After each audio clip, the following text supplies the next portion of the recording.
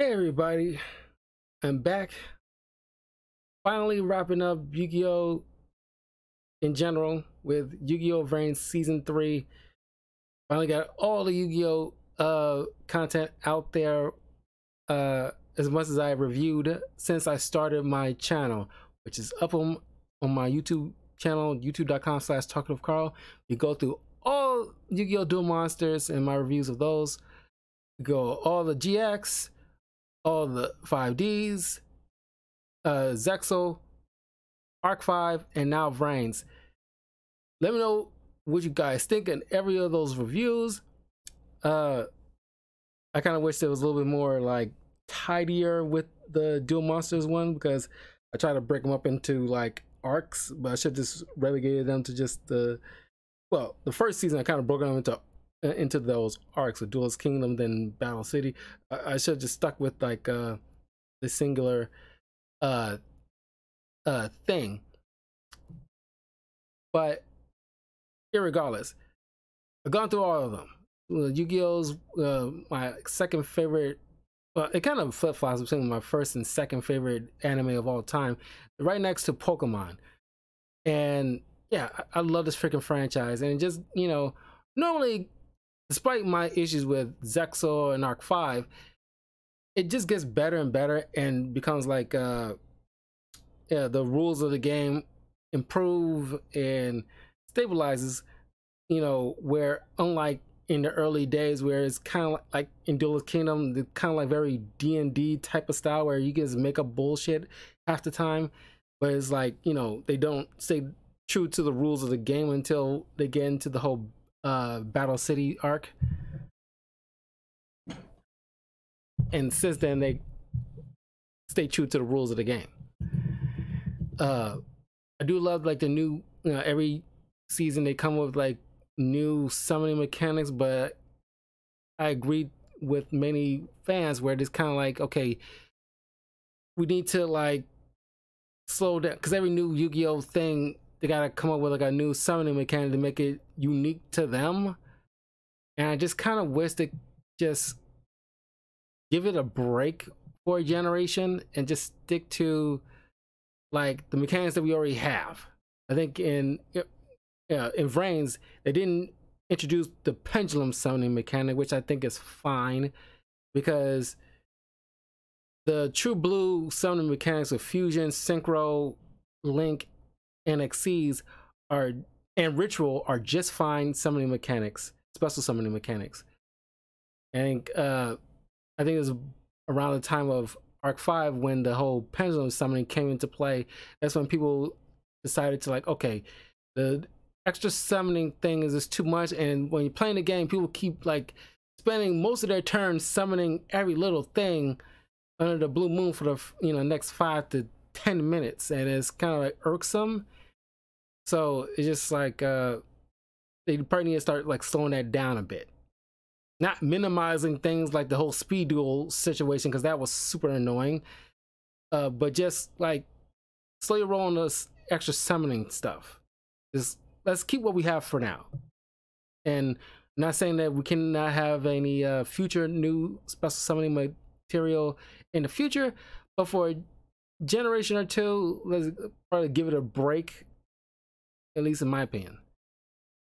Anyway, now after the whole situation with Gore, and his defeat, but also Soul Technology kidnapping the Earth Ignis and digitizing him forever into their system, it set off the chain reaction to the war between the Ignises led by Lightning and Windy, and the humans and the Dark Flame and Water Ignis. And I gotta say, I want to make a point about this. I mentioned this in my season 2 review with like Blue Gal, and it's like her cycling through 2 different names in one short arc in season 2, and it's like, okay, you kind of like moving kind of quick with this. And I think like many people who checked out Vrains made a point about how they kind of feel like they kind of moving kind of things kind of rapidly, and I get that sense of that as well. It doesn't ruin the show for me, but it just seems like it's kind of speed things up on certain like narratives, because Gore gets like a turnaround after the ordeal, and now he's a little bit more fed because he looks malnourished during the season 2. But now he doesn't have that computer chip in his brain, so now he's like, now we get to see his little, Alfred and the orphans that look up to him. Now they're back, and it's like, okay, where the hell, like, were y'all during the entire second season? You completely blipped out of the existence until like you show us a little, hand wavy off screen, not off screen, but it's like cameo or whatever. You see them, but they don't have any speaking. Well, the Alfred guy doesn't have any speaking lines anymore. Don't know what the hell happened to that, because he seemed like his Alfred. He should be like tangentially tied to him. He just kind of pissed off after a minute. I didn't like Gore. His arc was so like manufactured, or at least it's out of the blue. It's like, oh, you lost to the main character, and like I want to regain my honor because nobody's looked at me like a hero no more. It seems so like punk. That seems so not punk rock, but just like punk. Like a punk bitch. Like, come on, dude. Seriously. And it's like, try and come back, do like Kaiba did. It's like he didn't piss him on because he lost to you. He he respected the loss. He didn't like it. He went out, away for a while, train a little better, come back, and he's like, I'm ready to challenge you again, like, because I upped my game. That's a little bit more respectable, because he had other stuff to do. And it's not like Gore didn't have anything else to do. He have a fan base. He has kids looked after in his orphanage. He had other, obligations clearly established in season 1. But he kind of threw that all away for this one singular thing. It's kind of lame in terms of an arc. But now that Varys is establishing his army essentially to take on Lightning, Bowman, his pseudo little brother, and Wendy, who's now kind of just messed up now because of the whole ordeal with Varys and his Knights of Hanoi. So like I said, the duel's always epic, except for one with Robapi. We'll get to that pretty soon. But so we said, like, okay, the war is about to happen. You see, like,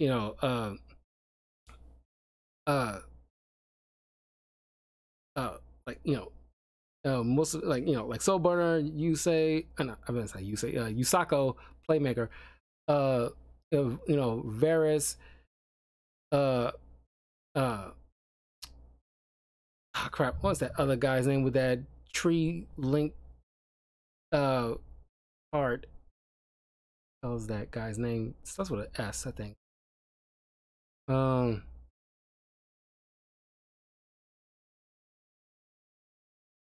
Spectre. And they go into Vrains, which at this point is people playing it again like locked in. If you get inside there locked in, they can't escape. And we'll see as to why, because they try to figure out where I is hiding out at. And it turns out he created a copy of Link Vrains that's hidden under the surface level of Link Vrains that we all are aware of. It's very like hiding in plain sight kind of situation. So each one deals with like a particular member of the Lightning's side of things. And one by one, both people are losing people on both sides. It's like a war, like one side and getting too lopsided over the other.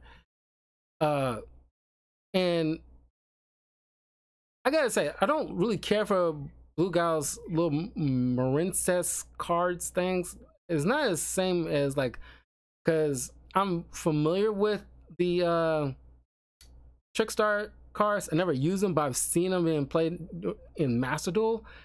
But and it seems and they're pretty damn good too, because they like kind of like the burn deck kind of cards. I think like probably the more impressive burn decks to date. But she kind of abandoned that because she got a water Ignis. It's not her Ignis with her mindset, it's a friend of hers whose mindset that's in a coma. That will eventually wake up, but you know, they decided to team up together for the sake of her in order to stop lightning for trying to eradicate all humanity. And I gotta say, the villains in Vrains are really impressive in terms of voice acting and arcs. We'll get to that in a moment. But so Bowman has to heal up after his last duel and trying to get better and fully complete. So his little brother steps in, who uses the same hydro hydra something. Hydra, like what's the hydra something?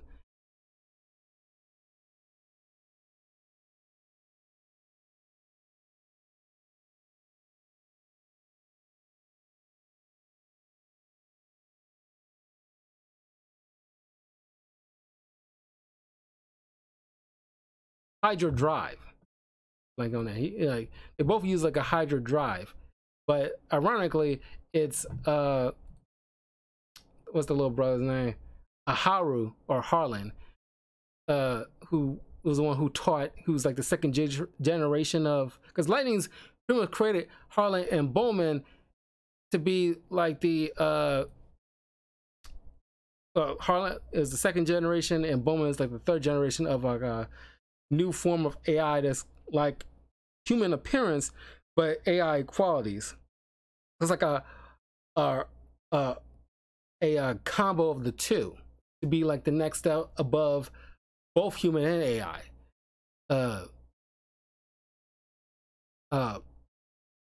Bowman will be like the peak perfection, and that's what Lightning is seeking out.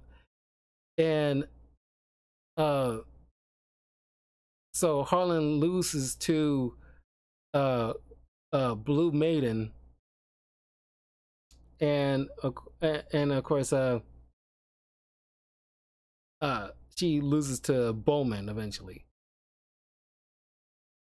Soul Burner has his duel against Wendy, and it's kind of like a thing between Flame and Wendy, because Flame points out that you're not acting like yourself. The Wendy I know is a little more carefree. He wouldn't be into all this kind of stuff, and Lightning must have done something to you because you're not the person that I know. And of course, Varys picks up on this because he addresses this a little later when he takes on Lightning. And mind you, this is like the frog AI, or not AI, but the frog avatar and that pigeon avatar with that's supposed to represent these, you know, reporters that we never see who their true face are, but they, you know, captured and used to be like video record these duels to break down the playmakers team's morale. And I see their people getting taken out one by one because Lightning, because I'm impressed by this because not many villains, especially not in Yu-Gi-Oh franchise, ever peep this at all, because many villains laugh at the whole bonds of friendship and working as a team, and like, you know, because Lightning points out, humans are kind of, you know, idiots, but they do tend to draw strength from working together. So we need to, like, you know, divide and conquer, because we cannot have them working together.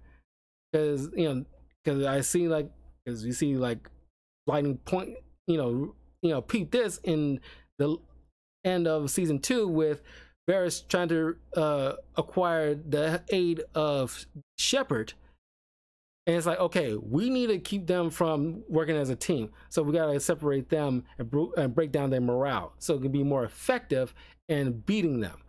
And it's like not many Yu-Gi-Oh villains come up with that. They usually kind of scoff or laugh at the whole teamwork thing, but don't realize there is a strength to them and not a weakness.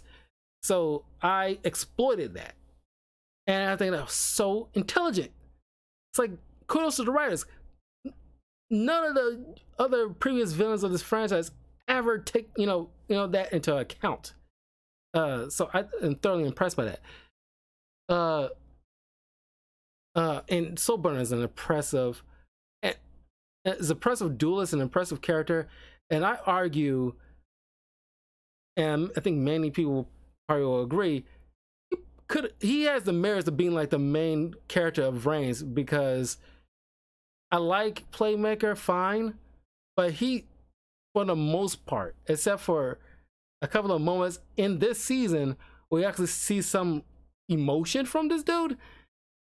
He just like remained kind of stoic all the way through, which is fine for the most part. But even Yamayugi has his stoic, is most of the time kind of stoic, but he has his funny moments too.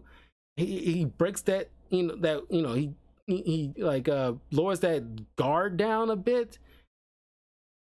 It's just like we rarely get that from Playmaker at all until this season, for a couple of times. And I think I pointed this out in the last season that unlike most other Yu-Gi-Oh protagonists, Playmaker doesn't have that kind of like unique special closeness to his cards the same way as like Yugi, Jaden, Yusei, and the others would do with their cards. And it's kind of like, off the beaten path a little bit in terms of like a lead character. And he has like a firewall dragon that kind of has that same motif as like Dios or Dark Magician, with the 2500 attack points, 2000 defense points. But because the card was kind of OP in real life and was banned for a while, that it kind of like not show that much, because the show's trying to sell cards to kids.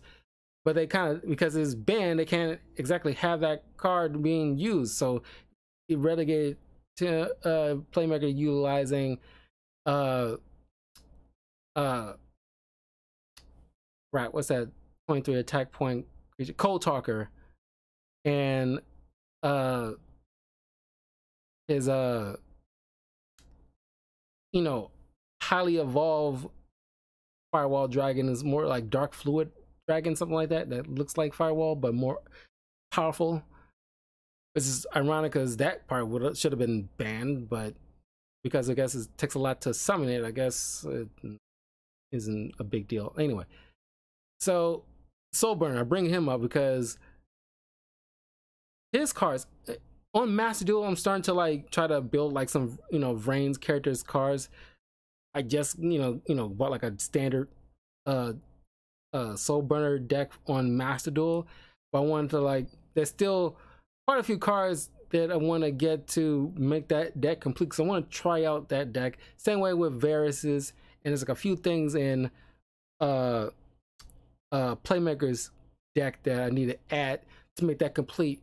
So that way on Master Duel at some point in the future, I will go through all like the main characters, like main decks, because even like with Utopia, there's like a couple of things I want to add to that, but for the most part, that's pretty much complete, because I never really tried out like a Utopia deck on the game. So I want to go through all like the main rivals, main protagonists, and the best friends. Even though there's not that many real good cards for the best friend decks, but there's quite a few that I stick to. Like Crow Hogan is fairly complete already, but Joey Wheeler is a couple of things I need for him to feel complete with his deck.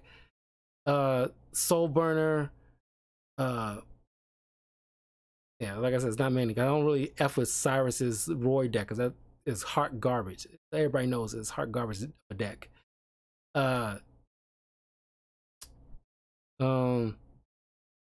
Zexel. because Bronx Stone, his little wind-up toys is kind of suck. So skip him. I might would probably just go with Shay with the Raid Raptor cards, because that seemed like, you know, a good Xyz deck I could just throw in there, I guess. I don't know. But yeah. Best Friend and Yuya. Oh, and I still got Declan Akaba in terms of rival deck. I need to build his Triple D deck, because his deck is awesome. I'm getting off tangent here, but it's like pretty soon in the future, hopefully I'll have, you know, a good, you know, strong decks I want to really play out. Anyway, so one by one, each side is like losing, but like Soul Burner's cards are insane good.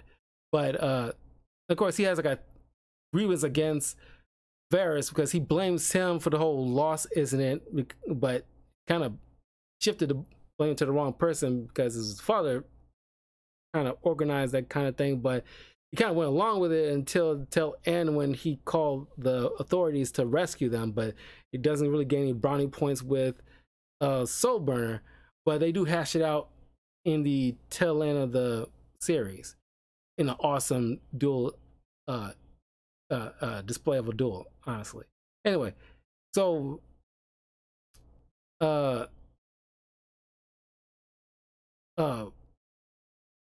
Varys duels up against Lightning, and we get this huge revelation in this point in the show, where all this time we thinking like the soul technology was responsible for putting Varys' father in a coma, but it was all orchestrated by Lightning. He was the one that kind of orchestrated that in the first place, because I don't know if it's like because the father figured something out that Lightning figured out, and he kept it from everybody, even from Wendy, because, you know, Soul Burner actually took out Wendy and flame absorbed him.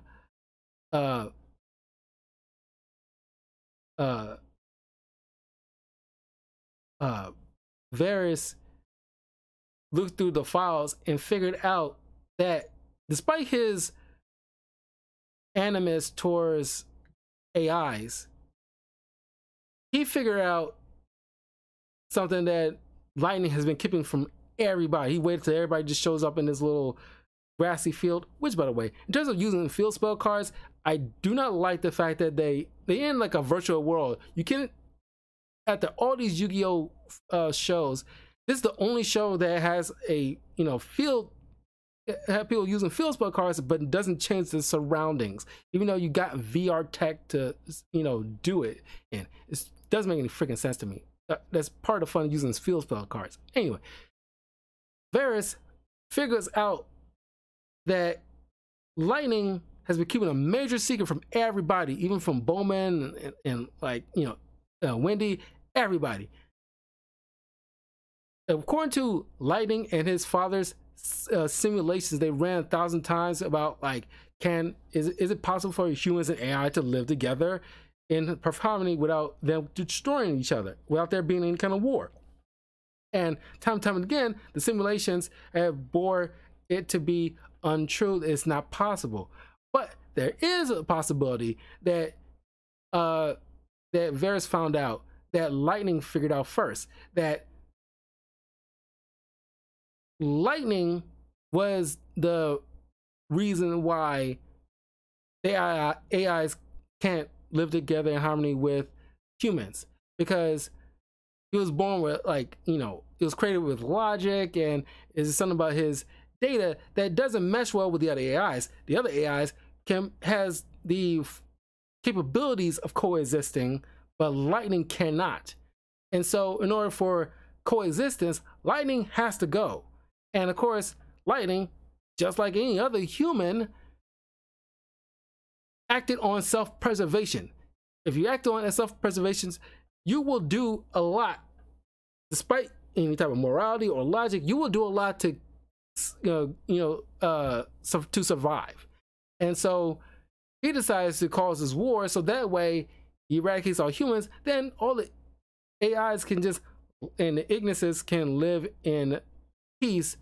So that way he just doesn't have to die off. And this upsets I and I don't think Flame was there because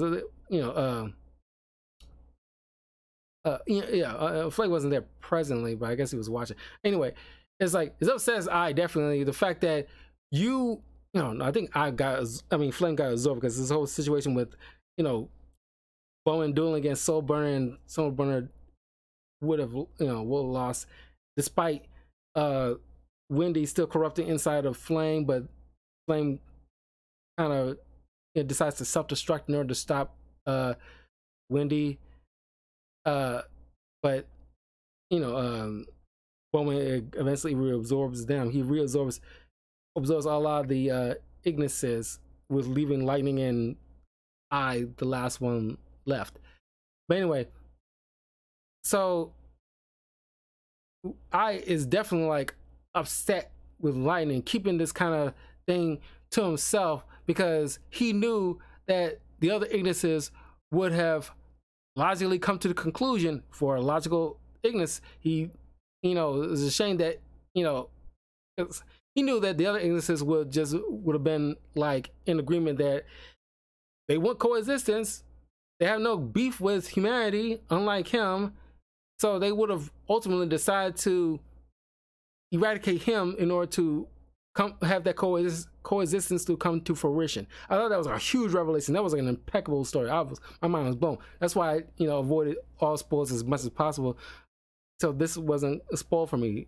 So I was like, oh wow, this dick of an AI just decided to just force a war in order to keep his life.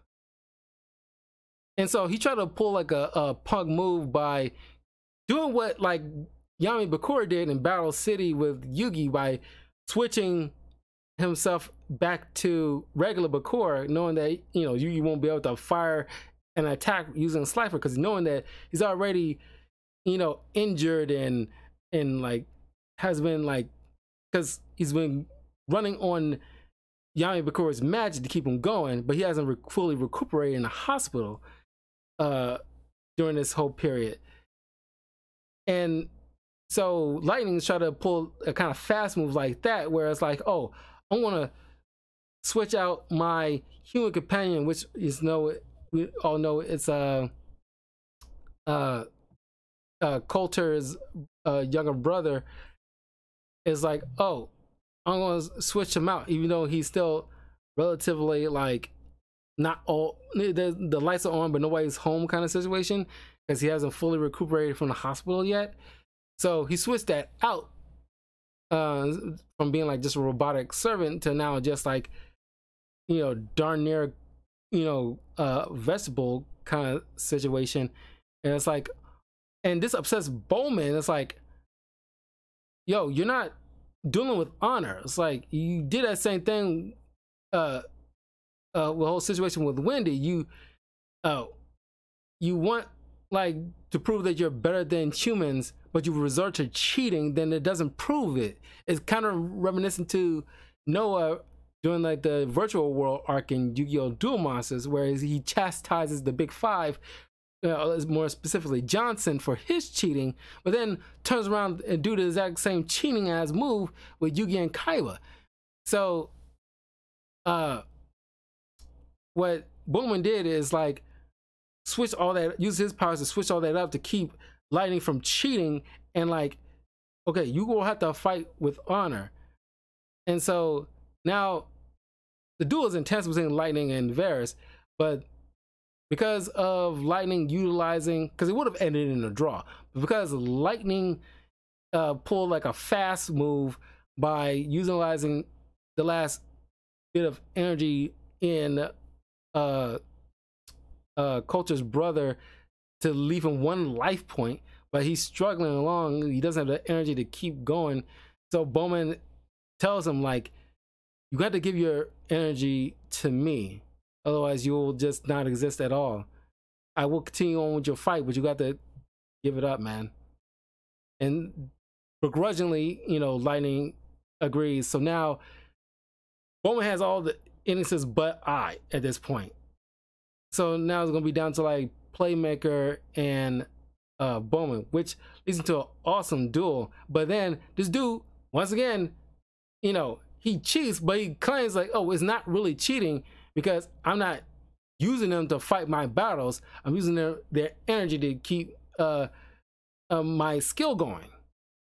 Which the way he describes it is kind of like you'd be hard pressed to really like push back on that, even though you know full well he's cheating. But his argument is kind of sound because it's still slightly different from how like Lightning was doing.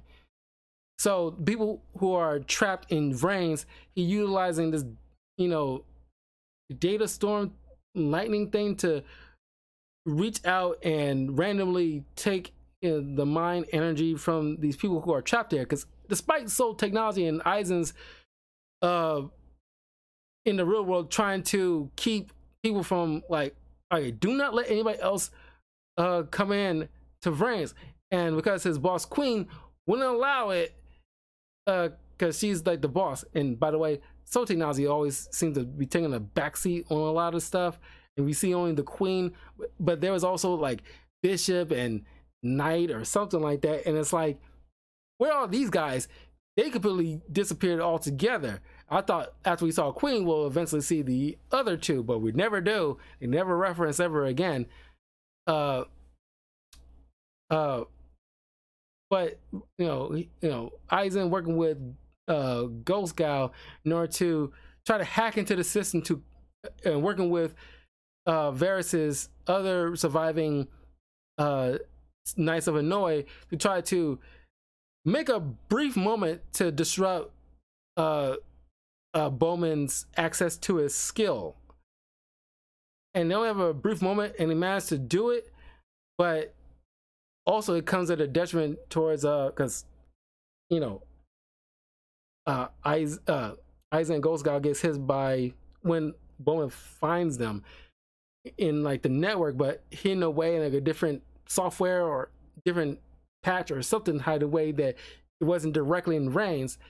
He eventually, after he figures it out, he goes through that way and gets them, but not before Aizen manages, with the last bit of strength before he passes out, clicks enter to cut, you know, Bowman his access to the data stone, so you know he can start cheating essentially. But then I decides to self-sacrifice himself, going to like this little green orb thing, turn to black. So now it's on even terms with Playmaker and Bowman. Oh, I kind of skipped over the fact Lightning tried to pull a fast one, another fast one, by which Bowman didn't appreciate, by convincing Coulter to duel against Playmaker. And they played it out like it's like a real fight, not realizing that much earlier, before the war started, these two had a sit down discussing the fact that there will be a chance that Lightning might try to turn you against me. So I'm gonna leave subtle clues, because I'm gonna fight my hardest. If it comes right down to it, when it comes to saying my brother, despite us being friends, my brother will come first. But I know that you'll probably might duel circles around me. I know how to duel, but not as well as you. But I know you might duel circles around me. But I'm gonna leave subtle clues in order to, like, you know, get over this hump, be prepared for this kind of thing. They put up this kind of ruse, but it still hurt when Playmaker beat Coulter. And this is the first time we actually see like that whole stoicism drop for Playmaker, where he just crumbles to the ground and just lets out this bellowing cry, because he's just like realizing the links of these friendship that he made along this adventure is one by one being eradicated, and Coulter being his closest friend, he just loses it. And it's like, oh my god, it's like, and it's so earned, because like we see from a rare occasion him smirking at I, and he commented, "That's creepy. Don't smile. You never smile. Don't smile." But now this is actually let out a freaking cry. He had to annihilate his own friend. So now it's down to Bowman and Playmaker. And I eventually shows back up again, but it turns out that at some point, because you see these little moments here and there throughout this series where he has this little companionship with the cleaning bot of Playmaker called Robopi, who looks up to I like a master, and very childlike innocence of this robot. And we don't really think nothing of it because it just seems like it was just there, but it's actually amounted to something, because I at some point downloaded a copy of himself in Robopi in the event that he has to pull a move like this, so that way he will still be able to survive in some capacity. It was like a gamble because there's no way there would have been a chance that could have been easily corrupted, but it went out perfectly. So I shows back up. He maneuvers his way secretly inside of Bowman to see if he can try to release Ignis's family, but they say like, no, he got us down here tight. There's no way we're gonna get out, but we can give our power to you. And he somehow managed to force power out of lightning, despite lightning completely pull like a bitch move. It's like, hey Bowman, he's down here. Cause it's like, Jesus, like what an asshole. But you know, I managed to gather the bits of power from each of his brethren in order to utilize it with Playmaker in order to defeat Bowman, which they do, despite the sacrifices his family made. Now he was like the only one left. So after Bowman's defeat, and like, well, Lightning and Bowman warned I that,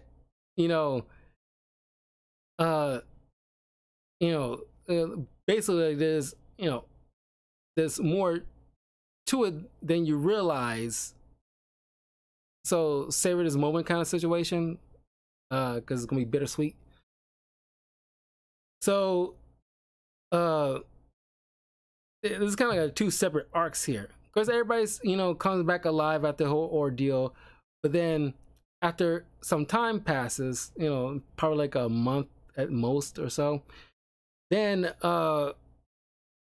because I stepped away for a while, because according to Playmaker, he thinks like, I just probably need some time to myself because he lost his entire family for the sake of winning this war. So everything seems all hunky-dory until one day this very casual, it looks like a look like this guy that kind of looks like Playmaker, but only maybe like 2 or 3 years older, with a more goofier attitude, very very casual, carefree kind of attitude, kind of something reminiscent to like Pegasus in a way, when in terms of like goofy attitude. And he's with this little short kid, and it turns out this is I and Robopi in like a humanoid form, utilizing Soul Technology's little iRobot type of robots. It's straight up like iRobot from Will Smith movie. And Soul Technology is trying to sell that, to make a profit and whatnot. To be in a home, just like iRobot, being in the home, everybody's homes to do all the work and housework and all this other stuff to help humanity live a better life. Very one-to-one to real life right now, because it seems like we might be getting there, which is in my opinion, to our detriment as a human race. Very one-to-one with Vrains right now. I kind of wish there's a real life Varys out there to like kind of nip this kind of crap in the butt, because it's not gonna be good, in my opinion. Anyway, so I went after the queen to steal her data key, because it's like a big data key that's been split in half, with one going to her and the other half going to Eisen. He leaves the queen comatose while she was literally on a ship, you know, looking over some stuff, you know, trying to sell this new technology and everything like that. So late at night, you know, Robopi and I hijack two robots, sneak in, get inside her mind, steal part one of the key, and then leaves a message for Eisen. One of them, he's going to come after him. He doesn't really care about being found out. He wants to be known. So he warns Eisen that, oh, it's me, because you can tell by the little earrings that's got the eye face on it. And so Eisen calls in Vrains and the Knights of Hanoi, Shepard, Ghost Gal, Soul Burner, Playmaker, and Go, and Blue Maiden, all together to warn, like, it shows in the video. Somehow I got a body. He's coming out. He went after the queen for this data key, and he's going to be coming after me for the second part of the data key, because that's how he'll gain control over soul technologies altogether. I need you guys. We need to formulate a plan in order to stop I. And of course, I's motivation is like, I lost my family. You guys went out, having like a grand old time, having a happy ever after. But me, because you see him in the beginning of this arc, literally laying down flowers to like grave monuments he formulated for each of his family members. And it's like, like, I lost everything. So, he's still carrying out Lightning's plan, but in his own way. And of course, Playmaker is hesitant on he considers I as a friend at this point, and it's like, I can't believe, like, after all this ordeal, he's carrying out Lightning's plan. Is like, what the heck is going on? He needs to talk to I. And of course, Varys is like gung-ho, is like, no, we already knew. I already knew it was going to be, he's playing like a long con on us this whole time. I told you guys this. So we now got to deal with this dark ignis. Everybody's like, no, he helped us out this whole entire time. Why would he do that and eradicate his own family in order to, like, just now carry out his Lightning's plan? It doesn't make any sense. But knowing full well that we got to, like, still stop him, but we're not going to eradicate him, because everybody else still considers I a friend. We gotta, like, still stop him from taking control over Soul Technologies and all these robots to, pretty much be his army. So they formulated a plan. So, seemingly, Eisen and Blue Maiden are in this little pyramid cube thing in Vrains, where it only have 2 access points, one on the left and one on the right. So he has, like, the first line of defense being Varys, Soul Burner, and Playmaker, while everybody else hunkers in on the east side. So of course, Playmaker, Varys, and Soul Burner takes out seemingly I and Robopi, but it but it turns out to be digital clones of these guys. It wasn't really them. But of course, everybody else gets annihilated. And of course, I really has it in for Go, Eisen, and Blue Guy more specifically. Well, more specifically Go and Blue Maiden, because, like, and Soul Burner, because they had Ignises in their clutches, and because of them, they they're lost. Go did everything he could to, have Soul Technology capture Earth and has him digitized. Blue Gal, you were supposed to be friends with Aqua, but you allow her to get, digitized. Soul Burner, Flame was your partner, and you allowed, him to get, taken. You guys are horrible friends. And it's like, I had to watch them essentially die for the sake of you guys, but you guys had happy endings. Where's my happy ending? And it was very sad, and and honestly, I think in terms of the Yu-Gi-Oh big bads, And, well, Lightning both are probably the most incredible final Yu-Gi-Oh villains of all time. It's like incredible arcs, and it's very sympathetic, and more so than anybody else. And I's pretty funny in terms of like a humanoid presence. He wasn't all that funny as like a just the regular AI format, but it's just as a humanoid thing, he was extremely funny and charismatic. Like I was hanging on his every word. It's very impressive. Like I said, he gave me kind of Pegasus vibes here and there a little bit, but it's nothing malicious about him. But he just has like a legit grievance with everybody, because in his mind, nobody ever came out like heroes in his eyes. He lost his family in the hopes of trying to save their species. So it's hard to press to not say like he has no grievance. Um. And of course, he makes it inside before Soul Burner, Varys, and Playmaker gets inside. After he beats everybody else, turns out Aizen Blue Gal ain't there. Actually, there was like holograms of their avatars. Their real bodies is actually on a plane being watched over by a AI created by Varys. Was very ironic, but is a mechanism in place to keep her from eventually overthinking her parameters, where she might turn into a vengeful robot, like like Lightning and the Lightning and I and so forth. What was that robot's name? Pandora, which is like very leaning into Pandora's box, but you think like, oh, she might betray everybody or something like that, but no, didn't happen. Eventually, like Varys is like, after she fulfilled her usefulness, he's like, do what you want. You're not beholden to me anymore.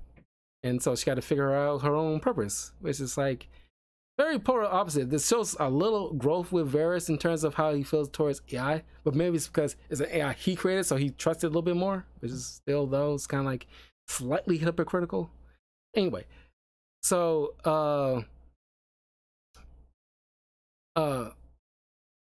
we see like a culmination between like Soul Burner and Varys, and the grievances Soul Burner has for Varys, and he's just upset more so with himself, because before he got kidnapped and put into the whole lost incident situation when he was a kid, he just haunted by the last words he said to his parents was like, I want lasagna tonight. And he says to Varys, like, if I knew what was going to happen to me, I would have at the very least told them that I love them. And they will never know that now. And it's very sad. And of course they died because they spent all their like financial and health trying to find their son, and of course they end up dying in the process, not taking care of themselves or whatever. And so he regrets that, and he blames Varys in part, but Varys points out to him that because after he Soul Burner asks like, how, like, you may not see yourself as a villain, but how you sleep at night knowing what happened, like, times I wish I can forget. Varys points out, well, you shouldn't forget, because it's part of who make you who you are today, same as me. So it's a very impassioned speech from Varys, showing, like I said, some growth with this character. It's an incredible rival character. Of course, and for the first time that I've seen in a Yu-Gi-Oh film, the closest one being since Joey versus Merrick, that the best friend character beats the main rival. Now, the closest I've ever seen something like this happen is more so the main villain, but with Joey narrowly beating the main villain, and of course through plot reasons, Joey, literally all he had to do was call out an attack, but he passed out, so it left, forced surrender kind of situation on his end.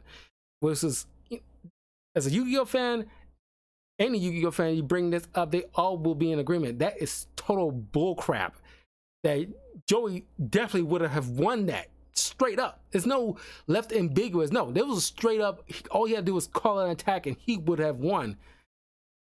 It's total BS. But this is the first time in a long time in a Yu-Gi-Oh series that a best friend character takes out like the main rival who would have been considered easily one of the most powerful duelists in the show. It's incredible. But they kind of square their little issues. So now Playmaker goes up against but not before they, you know, Soul Burner has like a duel against Robapi, who, after gaining kind of sentience thanks to quickly very turned Skynet on everybody after this whole, you know, thing with his dream where he feels like, oh, like I'm part of the whole universe, and then of course no thanks to feeding in his head, like, you know, filling in his head like, oh, that's a dream, where that means that you're gonna be bigger than life. And it's like, and then now he's like feeding this robot synthetic ego. Now of course it's gonna be like, you know, death to all humans attitude. So Soul Burner beats Robapi, but Robapi's little inner, because inside Robapi, I put in like a little invitation for Playmaker, knowing full well that Robapi probably is going to lose to either Soul Burner or Playmaker, more than obvious. But he still feels sad that Robapi was annihilated by Soul Burner, but it's very sad more so because Robapi's inner personality, the true personality that we are familiar with, managed to override the corruption, and he just abruptly ends his turn, which allows Soul Burner to call out the final attack and win the duel. And of course it's sad because it's like Robapi just, you know, playful like he usually is, stuff as the attack coming in and he's kind of annihilated. He does come back in a way at the tail end, I think. Let me look this up, because I could have sworn like Robapi manages to come back fine. Let me, 1 second.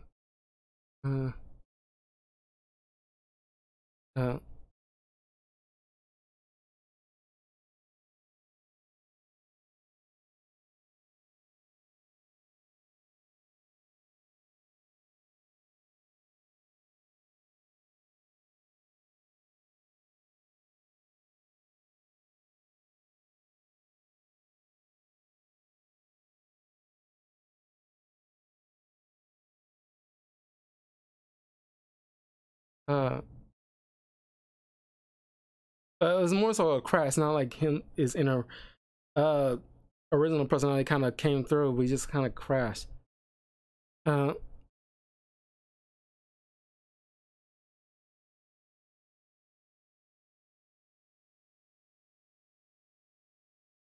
Yeah, so I guess he's just gone. This is like a shame. I really, despite, you know, seemingly like a nothing character, we grew to like him just by osmosis. I don't know, maybe it's because of his companionship with and Playmaker through spotty moments here and there. But I don't know, it's just very sad. Like, dang, I don't know, he knew what the heck was going on. He was just happy to be in there and just same old self and just being erased. It's like during those final moments, it's like heartbreaking. Oh my god. But then finally, Playmaker gets like an invitation to Soul Technologies for the final duel between him and But then before he gets in there, Varys in the real world shows up, gives him a card, which is one of those Barlow cards, the Barlow monster cards to give to Yusako to use. Very reminiscent to something like Kaiba giving like the Fiend metal token thing for him, for Yugi to use his one chance to counteract Ra. So it's kind of similar to that, where, you know, Varys gives Yusako a card to counteract the uh crap that magic card, that Link magic card that powers up Link monsters, double their attacking points. But if you annihilate that, you wipe off all those cards that the points are pointing to. It's very powerful, very cool counter strategy. Because the Knights of Hanoi, they do their homework, and it's like, okay, the one particular strategy that the opponent is using, we need to be able to counteract that in order to stand a fighting chance. Like Varus uses like that chop card Imperial Order to nullify all of magic cards, in lieu of 700 life points each of his turns, just to avoid just like one of those examples to keep Lightning's crew from utilizing that magic card so much, because that's their ace pretty much. So Playmaker has like a chat with I, and it's like, why are you doing this? We're working together. And I eventually brings up to, well, later in the duel, but he brings up to Playmaker that I found Lightning's little hideout, even though it was like more so of a cave than a hideout. But I found his little hideout, and he left a message, final message for me in the event that he might have lost. And he points out that he ran all the data. That there's no way that there's no coexistence. And of course, I decides to run his own algorithm millions of times, and each time it all ends badly. And he points out that despite his working together with Yusako, as Yusako keep claiming that they always will find a way, he tells them that all those scenarios ends with you sacrificing yourself for me, Playmaker. Even though he keeps calling him meatbag and everything like that, it's like, I do consider you a friend ultimately, but it's just like, I can't bring myself to be the one that's living, but you are gone. And the fact that he offers Playmaker like, hey, if you I will download your essence essentially and make yourself live forever with me, and as like a AI. And of course, like, Yusako wasn't having that.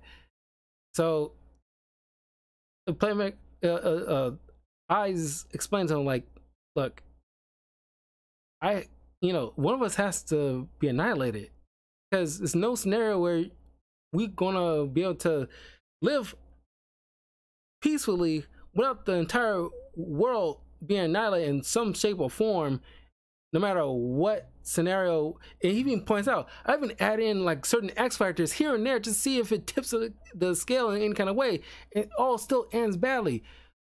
Humanity got to go, or AI's got to go. One or the other. We cannot live in the same like location.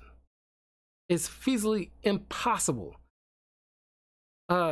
So he resigned himself like I'm gonna do my part to survive.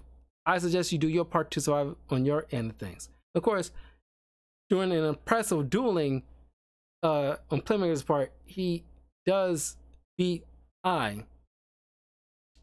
And he asks Playmaker, is like, was I a great partner? It's like, it's like, and I'm glad we had to, because we haven't gotten this in a while, but Playmaker does in this duel give his like final 3 reasons.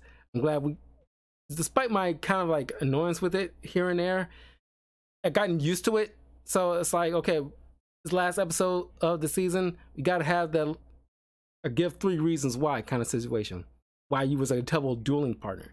But despite you being a terrible dueling partner, you are the best friend I had. It's because of you, like, I've even made it this far and linked with so many of good people along this way. So I went off into the ether, seemingly gone, while he releases everybody that was disentitized by him and Robapi.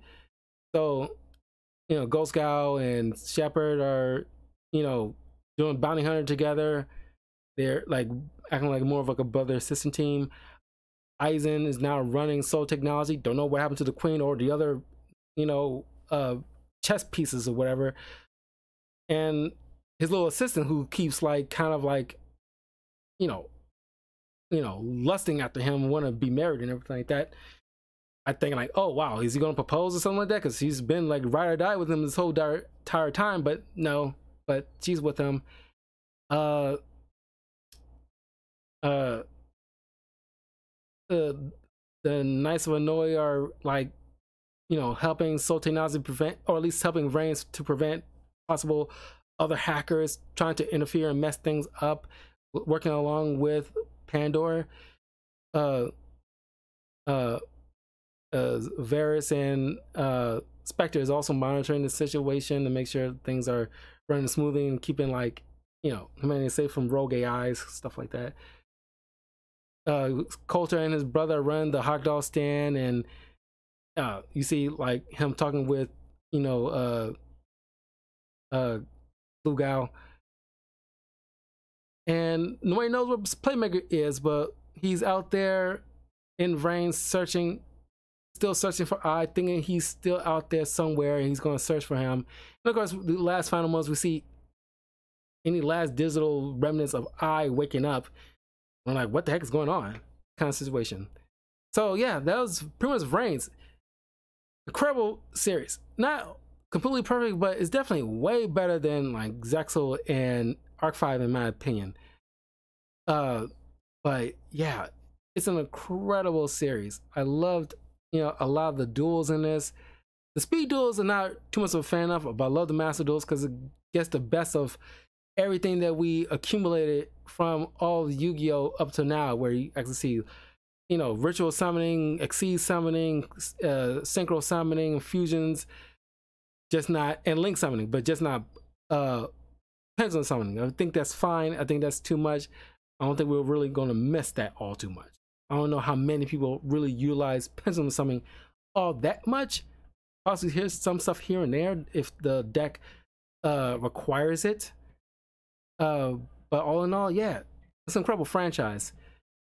But that is my review of all the Yu-Gi-Oh stuff from Duel Monsters up until Vrains. So you can check it all out on my YouTube channel, youtube.com/talkativecarl. Let me know, how would you rank all the Yu-Gi-Oh franchises from Duel Monsters to Vrains? Of overall, which was your favorite characters, favorite villains, favorite rivals, all that other stuff. What was your favorite cards, favorite duels that you witnessed throughout this entire series that still lingers in your mind?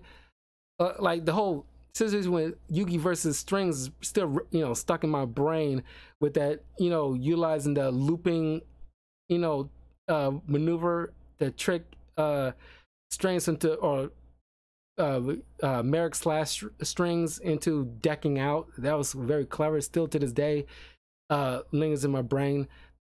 Battle in the Coliseum with Yugi and Kaiba, Yugi and Arcana, a lot of Kites duels with his Galaxy Eyes cards, even in Arc 5, incredible duels. I love the final duel between Zark and, or at least Zark, and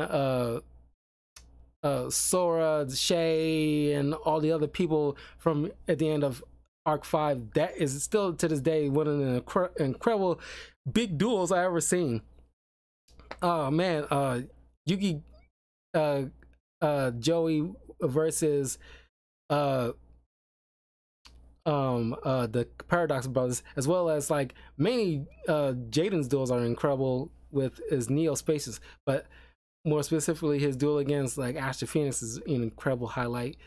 Oh, in terms of like, speaking of tag duels, it wasn't until this season we actually get like actual tag duels. We never really seen that in Vrains up until this point, which is, crazy unique. Or even people just jumping into duels to help out, unlike Arc 5 where you see that abused to all hell when people just jumping in at the sacrifice of half their life points in order to help out. That, they abuse the heck out of that mechanic, but we rarely get to see that in Vrains. But God, they at least threw us a bone here at the last season. But yeah, what is your favorite duels? All that other stuff, and I will see you guys tomorrow. I'll get back into probably like Borderlands pre-sequel because I wanted to do like 2 videos yesterday, but I didn't have any new batteries, so I had to get new batteries today. So I'll do a couple of videos tomorrow for Borderlands, the pre-sequel, and then Saturday get back to some more uh, uh, FF7 Rebirth. I'm gonna start, I'm gonna give myself a break with TV shows for now and get back to the comic because there's an X-Force comic that I'm halfway through that I want to do a comic book review of, and I need to hunker down on that. So that'll be the next review. And then I got one more review for International Women's Month type of movies for next Thursday. I'm gonna leave that as a surprise, but yeah, I got one more before we get back to regular schedule kind of reviews. But anyway, I'll see you guys soon. Have a great night. Have a great weekend if I don't see you tomorrow. But take care of yourselves. Peace.